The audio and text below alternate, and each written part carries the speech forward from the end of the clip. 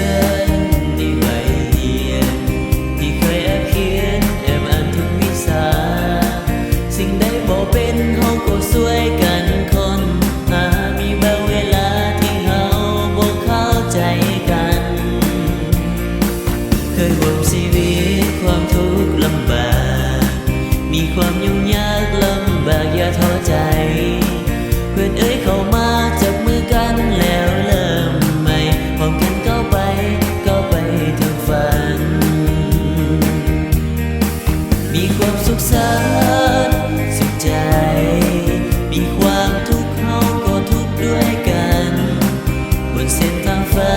นอันยาวไกลต้องผ่านให้เธอ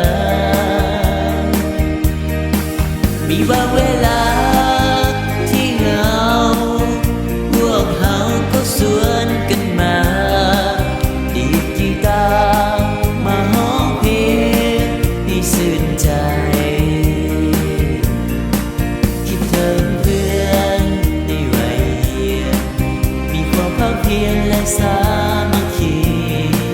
เคยช่วยเหลือกันฮักแพงกัน